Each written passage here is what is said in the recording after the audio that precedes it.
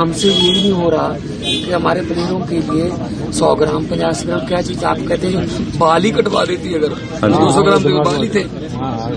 दिमाग में नहीं आती देखो जीता अगर कोई मतलब ये इस लेवल पे इतनी बड़ी बड़ी मिस्टेक हो रही है और जो कोचेज हैं या उनके फिजियोथेरेपिस्ट उनकी तनख्वाहें मतलब लाखों में है। हाँ बिल्कुल है, मतलब वही तो काम करते हैं फिर और क्या काम करते कोच के ऊपर हैं, डिपेंड घूमने गए हैं वहाँ पे। कोच के ऊपर डिपेंड हो है उन्हें शाम में जो खाना देना क्या खाना खाना है। सुबह शाम में वजन चेक करना था उसका सोने से पहले जितना वजन है, फिर सुबह वहाँ जो वजन देने के इससे पहले वजन चेक करना था। अभी छोटी 100-150 ग्राम वजन तो सिर्फ कुछ बाढ़ है। आपने तो इतने मुकाबले देखे इतने बड़े लेवल पे कभी देखा है? गोल्ड आने वाला था ये तो। देखो जी जो जापान की जो लड़की थी बढ़िया तो आज तक की लड़की से आई है तो 2016 ओलंपिक में गोल्ड है, बीच में है सिर्फ एक तरफ से रही तो उस वही फाइट थी उसे गोल्ड में नहीं। अगर वो अगर लड़की कल रात वाला मैच मैंने देखा है क्यूबा वाला, पहले 2 नंबर मिले फिर। आज शाम को विनेश की फाइनल बाउट में गोल्ड मेडल जीतने के इंतजार में बैठा था तो ऐसे समय में जो ये खबर आई डिस्क्वालिफिकेशन की, इससे पूरा देश स्तब्ध है, हम सब स्तब्ध हैं। सबको दिल में दर्द है, सबको दिल से आज पूरा देश दिल से दुखी है। लेकिन विनेश पूरे देश की नजर में चैंपियन थी, हैं और रहेंगी। उन्होंने बड़ी मेहनत करके वो इस फाइनल तक पहुंची थी। हमारे देश का गौरव बढ़ाने का उन्होंने काम किया था। जब सारे दुनिया के खिलाड़ी प्रैक्टिस कर रहे थे और मैट पे थे तो वो महिला खिलाड़ियों को न्याय दिलाने के लिए वो धरने की दरी पे बैठी थी। महीनों तक अपनी प्रैक्टिस को छोड़ के उन्होंने महिला खिलाड़ियों को न्याय दिलाने के लिए लड़ाई लड़ी। जब दुनिया के बाकी खिलाड़ी अपनी प्रैक्टिस कर रहे थे उसके बाद मेहनत करके यहां तक पहुंची हैं तो पूरे देश और दुनिया की नजर में वो ट्रू चैंपियन बन चुकी हैं। साथ में मैं ये भी कहना चाहूंगा कि कल जो 3 बाउट हुए, कल तीनों बाउट्स में उनका अंडरवेट कैटेगरी के अनुसार उनका जो वजन था वो ठीक था, तो कल के तीनों बाउट ठीक थे। तो ऐसे में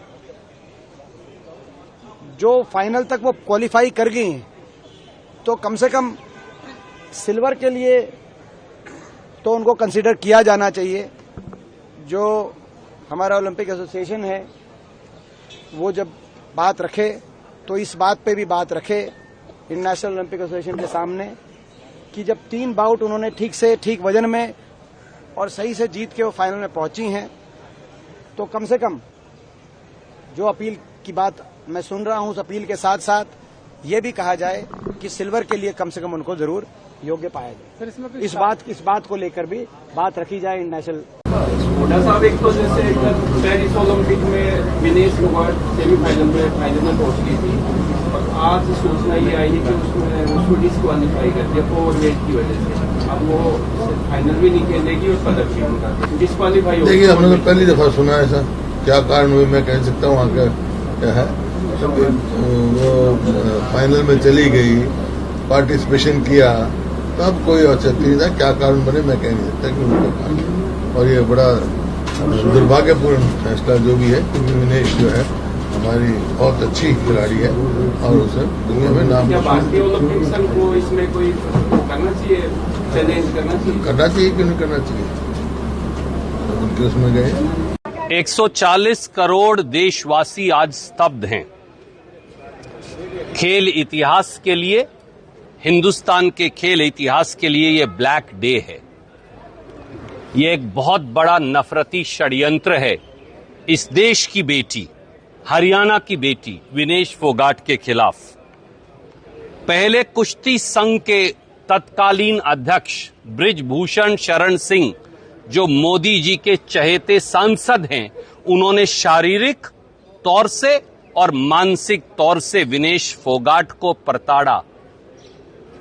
उसके बाद दिल्ली की सड़कों पर जंतर मंतर तक 140 दिन तक संघर्ष करने के बाद दिल्ली पुलिस से भाजपाइयों ने उसे घसीटवाया। उसके बाद भाजपा सरकार ने देश की उसी बेटी पर एफआईआर दर्ज करवाया। इन सब बातों के बावजूद भी हमारी बेटी विनेश फोगाट ने ना धैर्य खोया, ना शौर्य खोया, बल्कि हिंदुस्तान का तिरंगा ओलंपिक में लहरवाया। और अब तिरंगा फहराने के बाद एक षड्यंत्र के तहत उसे डिस्क्वालीफाई करवाया।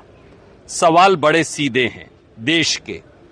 कौन है जिसे विनेश फोगाट की जीत हजम नहीं हुई? नंबर 2, किसने हरियाणा और देश की बेटी की पीठ में छुरा घोंपा? नंबर 3, किसने ताकत का बेजा इस्तेमाल किया?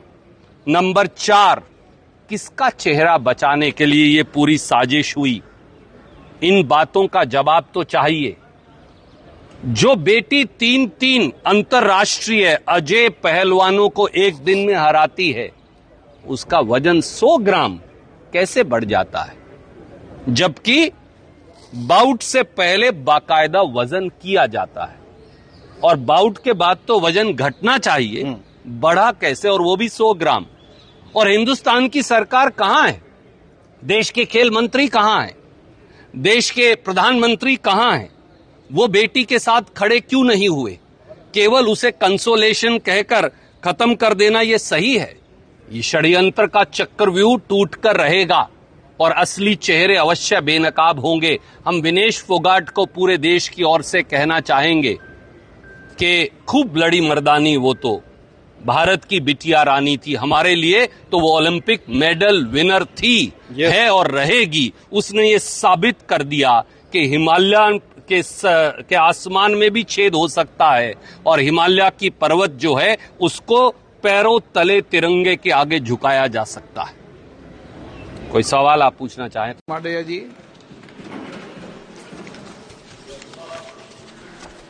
स्पीकर साहब, भारतीय wrestler Vinesh Phogat Paris Olympic की स्पर्धा से बाहर होने पर मैं एक वक्तव्य देना चाहता हूं।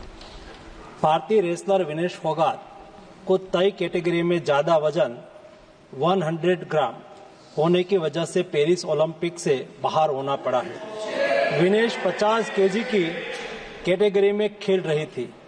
स्पर्धा के लिए विनेश का वजन 50 किलोग्राम होना अनिवार्य था। यूडब्ल्यूडब्ल्यू के नियमों और विनियमों के अनुसार सभी प्रतियोगिताओं के लिए संबंधित श्रेणी के लिए प्रत्येक सुबह वजन माप का आयोजन किया जाता है।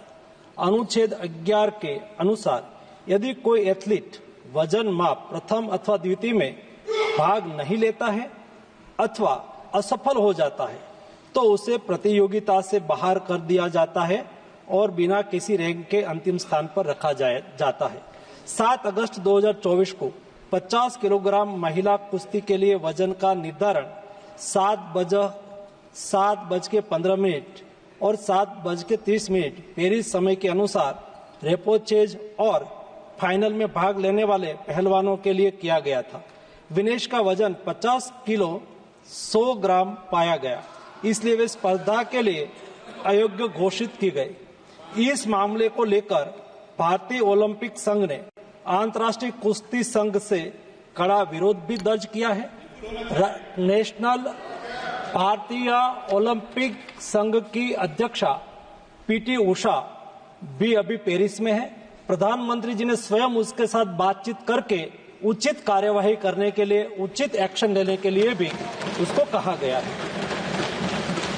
विनेश मंगलवार 6 अगस्त को 3 मुकाबले जीतकर 50 केजी रेसलिंग ओलंपिक में फाइनल में पहुंचने वाली पहली भारतीय महिला रेसलर बनी थी।